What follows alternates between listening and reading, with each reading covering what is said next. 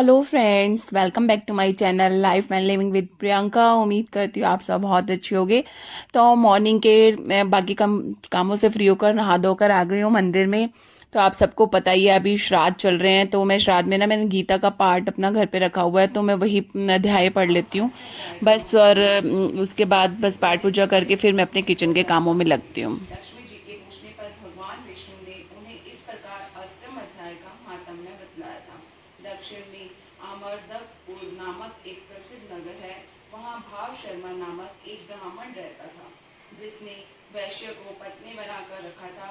वह आ गई थी अपने किचन में। तो बच्चों की ना, ऐसे अभी आपको पता ही है एग्जाम्स टाइम चल रहा है, तो बीच बीच में ना प्रिपरेशन लीव मिल जाती है। तो आज बच्चे घर पर थे, तो बच्चे बोल रहे थे मम्मा आज ब्रेकफास्ट में कुछ अच्छा सा बनाओ। तो सोचा कि बच्चों के लिए अभी मतलब गोभी है, मटर, अब नई नई सब्जियां आ गई हैं, तो सोचा बच्चों के लिए पाव भाजी बना देती हूँ, जिससे कि बच्चों का मुंह भी थोड़ा टेस्ट का चेंज भी हो जाएगा। और साथ में उनको जो उनका वेजिटेबल का है तो वो भी सब उनके पास चला जाएगा। अदरवाइज वेजिटेबल्स खाने में बहुत नखरे करते हैं। बस यहाँ पर फिर मैंने सब सब्जियां कट करके रख ली थी। और ना जो मॉर्निंग का काम होता है आपको पता ही, मैं रात को थोड़ी प्रिपरेशन करके रख लेती हूँ। तो ये वेजिटेबल्स मैंने सब रात को ही कट करके रख ली थी, क्योंकि एक दिन पहले ही मेरा प्लान बन गया था कि बच्चों को पाव भाजी खिलानी है, क्योंकि बच्चे यही बोल रहे थे। बच्चे एक दो दिन पहले से ही मुझे बोल रहे हैं कि मम्मा पाव भाजी बना दो। तो बस ये मुंबई स्टाइल पाव भाजी यहाँ पर बन रही है। तो इसके लिए सारी मैंने वेजिटेबल्स को कट करके ना बॉईल करने के लिए रख दिया था। लेकिन एक वेजिटेबल इस मिस है जो कि बहुत ज़रूरी होता है, वो है चुकंदर, क्योंकि उससे ना कलर बहुत अच्छा आता है। और जब कलर अच्छा हो तो फिर तब वेजिटेबल और भाजी खाने का मज़ा ही अलग से हो जाता है, क्योंकि प्रेजेंटेशन बहुत मैटर करती है और बच्चों के लिए तो बहुत ज़्यादा मैटर करती है। लेकिन डोंट वरी, कलर फिर भी अच्छा आ ही गया था। जैसे कश्मीरी लाल मिर्च पाउडर है, देगी लाल मिर्च है, तो इनसे भी थोड़ा सा कलर सही आ ही गया था। और साथ में मैंने ना ऑरेंज वाली कैरेट कट करके डाली थी, उससे भी थोड़ा सा कलर आ गया था। तो रेड वाली कैरेट का इतना कलर नहीं आता, लेकिन जब वो हम ऑरेंज वाली कैरेट्स वगैरह डालते हैं ना, तो उसका कलर अच्छा आ जाता है। और आजकल तो वैसे भी ऑरेंज कैरेट ही मिल रही है, रेड वाली कैरेट तो मिल ही नहीं रही है। तो बस जब तक ये बॉयल हो रही है वेजिटेबल, तब तक मैं प्रिपरेशन कर लेती हूँ उसके लिए जो उसका तड़का लगेगा भाजी को। और उसके लिए मैंने लहसुन और अदरक को अलग से मैंने एक मामदस्ता में अलग से पीस लिया था, और एक पेस्ट बना लिया था। और जो कि ये बहुत ज़्यादा, मतलब चाहूँ तो मैं इकट्ठे से सारे इंग्रेडिएंट्स को ग्राइंड कर सकती हूँ, लेकिन वो टेस्ट नहीं आता मुंबई पाव भाजी स्टाइल में। तो टेस्ट ही ऐसा होता है कि अगर आप मतलब लहसुन अदरक का अलग पेस्ट हो, प्याज को अलग से चॉप किया गया हो, कैप्सिकम को अलग से चॉप कर रखा हो, तो इन्हीं से ही इनका टेस्ट आता है।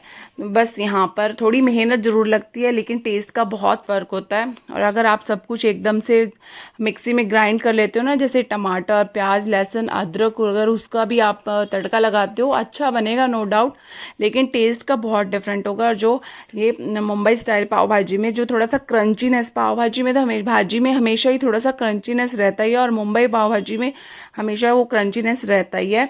तो बस इस तरह की भाजी मैं बना रही हूँ। अनियन को मैंने छोटा छोटा बारीक चॉपर में चॉप कर लिया था, और कैप्सिकम को भी चॉप कर लिया था। इन सारी वेजिटेबल्स को चॉप करने के लिए एक मैंने छोटा सा चॉपर रखा हुआ है। और अगर हाथ से करने लग जाओ ना तो बहुत टाइम लग जाता है। आजकल सबके घर में यही चॉपर रहता ही है। बस इससे फिर मैंने चॉप कर ली थी, कैप्सिकम भी चॉप कर ली थी। और कैप्सिकम डालनी भी इसमें मस्ट है, क्योंकि उससे भी थोड़ा सा क्रंचीनेस आएगा ना टेस्ट में, तो अच्छा लगेगा।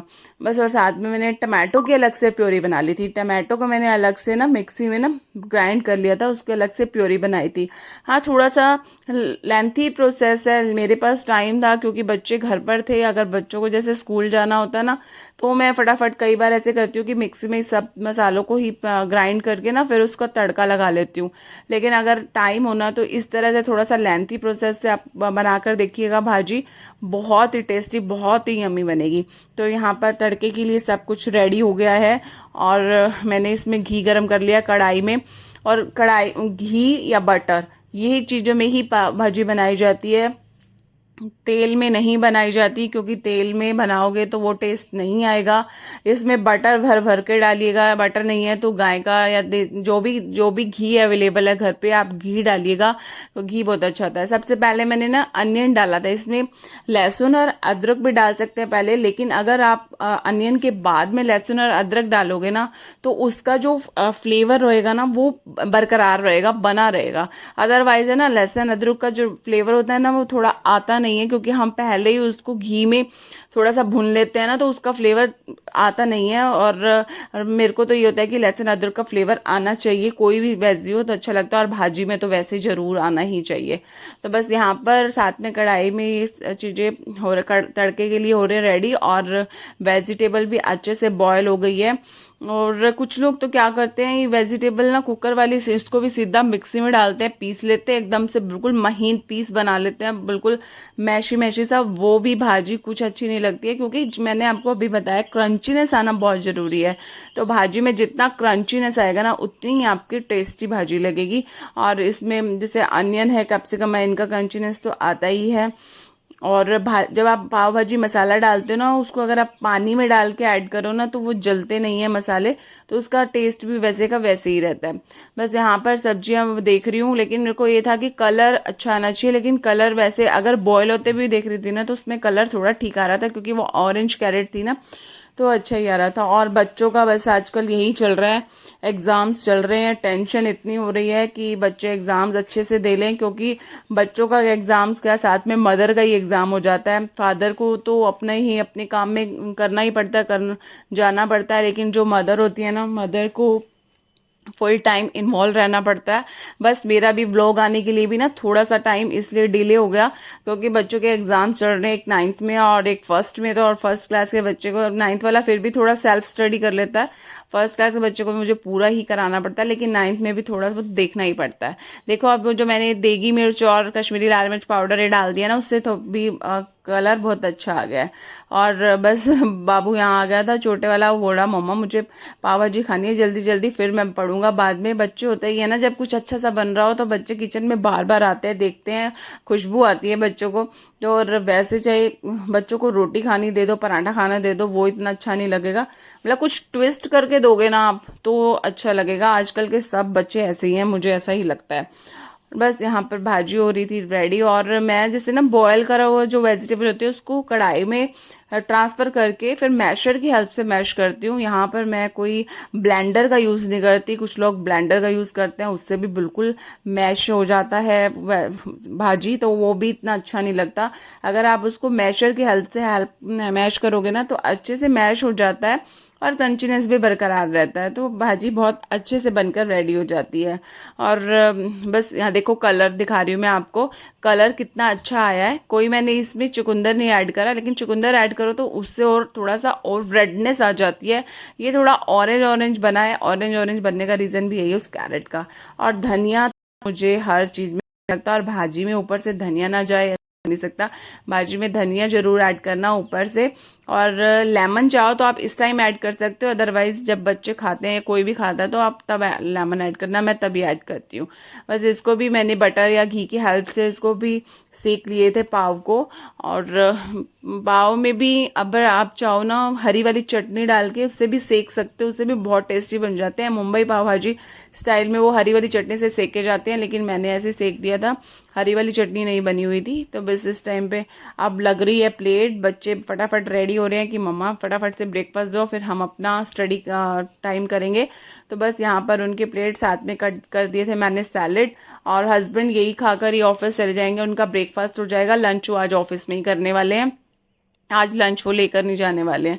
तो मैंने सब्जियां जो लेकर आई थी एक दिन पहले, अब मैंने यहाँ सेल्फ पे निकाल के रख दी थी, क्योंकि अब मेरा नाश्ते का काम हो गया था, अब और काम मेरा स्टार्ट हो गया है।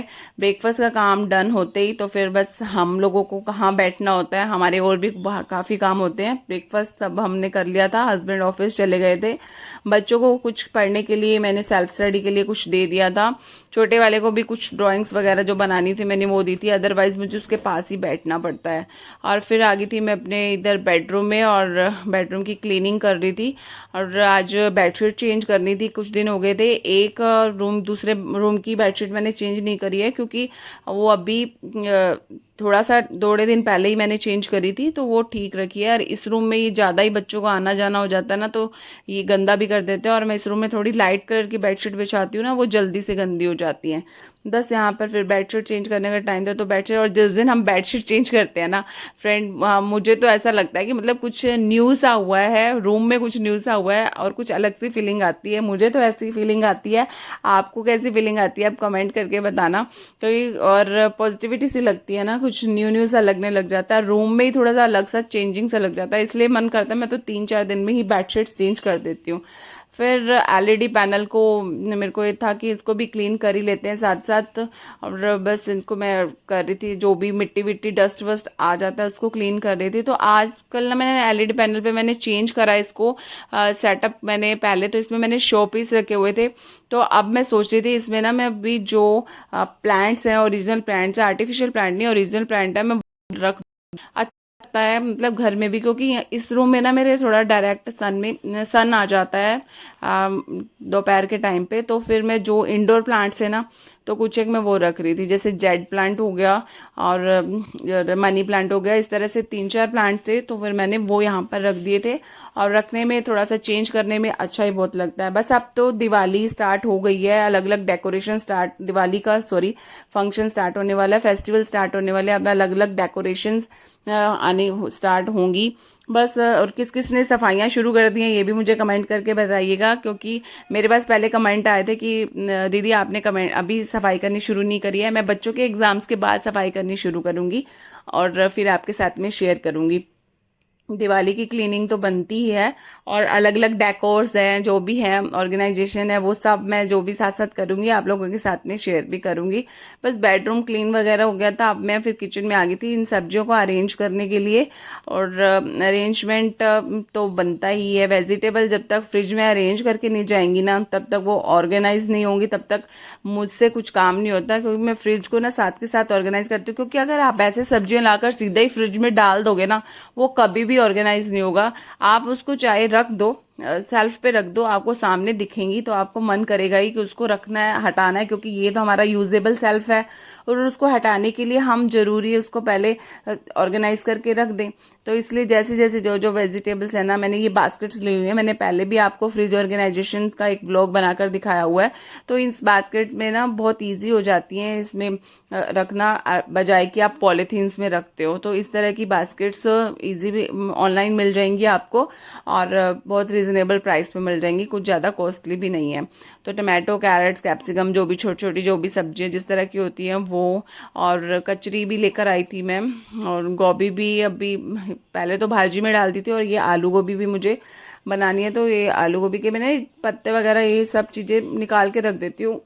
क्योंकि इसको मैंने नेक्स्ट डे ही कुक करना है, इसलिए अगर ज़्यादा टाइम हो ना तो फिर इसको ऐसे ही रहने देती हूँ। और फ्रिज में जितना लीफीज वगैरह कम जाए ना, उतना ही अच्छा रहता है, तो कीड़े वगैरह नहीं होते हैं, तो ठीक रहता है। बस यहाँ पर बस ये फ्रिज भी अब साथ साथ ऑर्गेनाइज हो जाएगी। और ये जो मिर्ची होती है ना, इसको स्टोर करने के लिए, लॉन्ग टाइम चलाने के लिए ना, तो इसके जो डंठल होते हैं ना उसको निकाल के रख देती हूँ। हालांकि मिर्ची मेरे घर में बहुत कम यूज़ होती है, और तभी मैं थोड़ी लेकर आती हूँ, ज़्यादा नहीं लाती हूँ। और लॉन्ग टाइम चलाने के लिए फिर मुझे इसके डंठल निकाल के रखने पड़ते हैं, क्योंकि जल्दी जल्दी यूज़ होती है, कॉन्टिन्यूसली यूज़ होना फिर तो चाहे ऐसे भी चल जाएगा, तो टाइम लग जाता है। तो इसको फिर मैं एक बॉक्स में, वो भी ग्लास के बॉक्स में डाल के रख देती हूँ, तो इससे वो थोड़ा सा लॉन्ग टाइम चल जाती है। अब सब्जियां अरेंज हो जाएंगी और सब क्लीनिंग हो जाएगी, फिर बच्चों को आराम से बैठा के मैं पढ़ा सकती हूँ, इजी हो जाएगा। और बस यहाँ पर ये सब जो भी जिंजर्स वगैरह थी उसकी भी अलग बास्केट्स में मैंने बना के रख दी थी। सोचा था जिंजर का अचार डालूंगी, अब बस टाइम नहीं मिल रहा, जब टाइम लगेगा तब करूँगी। और यहाँ पर ना काउंटर टॉप की मैंने बहुत टाइम से थोड़ी सी क्लीनिंग नहीं करी है। एग्ज़ाम टाइम में ये हो जाता है, हम थोड़ा सा अपने आप के साथ में फटाफट करके काम करते हैं, कि ये है कि बच्चों को थोड़ा सा टाइम दे दें। बस यहाँ बच्चों की थोड़ी सी प्रिपरेशन, लीव चल रही थी, छुट्टी थी, तो मैं सोची कि काउंटर टॉप को थोड़ा सा फटाफट से क्लीन कर दिया जाए, हल्का फल्का ऑर्गेनाइज कर दिया जाए, कुछ चेंजिंग कर दी जाए। तो फिर जो मैं स्टैंड यहाँ पे रखती हूँ, पहले मैंने शुगर और टी के बॉक्सेस रखे हुए थे, तो वो मैं हटा दिए इस बार, और आगे आगे हो सकता है कुछ और भी चेंज कर दूँ। तो बस यहाँ पर ये हटाने के बाद में जो मेरा रहता है, क्योंकि वैसे तो मैंने इसको टी कॉर्नर बनाया हुआ था, तो नीचे मेरा कप्स वगैरह, सॉसेस वगैरह, ये प्लेट्स वगैरह ये चली जाती हैं, छोटी छोटी मसाले की डब्बियाँ चली जाती हैं, तो इस तरह से क्लीन कर लेती हूँ। और ऊपर के एरिया में मैं बंजारा सा, आपने देखा होगा लास्ट हॉल मेरा बंजारा का, तो मैं वो चीज़ें इसमें डाली थी, कैप्सिकम वगैरह। तो फ्रेंड्स मैं अपने व्लॉग को यहीं एंड कर रही हूँ, मिलेंगे नेक्स्ट व्लॉग में नेक्स्ट एक्टिविटी के साथ। तब तक आप अपना खूब सारा ख्याल रखिएगा। Bye bye, lots of fun. और हाँ फ्रेंड्स, मेरे चैनल को लाइक शेयर और सब्सक्राइब करना मत भूलिएगा, जिससे आप फेस्टिवल टाइम्स में आने वाले मेरे व्लॉग्स को देख सकते हैं। तो ये कैप्सिकम कितनी प्यारी लग रही है ना, मैं बंजारा मार्केट से लेकर आई थी। आप जाकर मेरे लास्ट व्लॉग में, लास्ट टू लास्ट व्लॉग में चेक कर सकते हो, बंजारा हॉल वाला। Bye bye, lots of fun.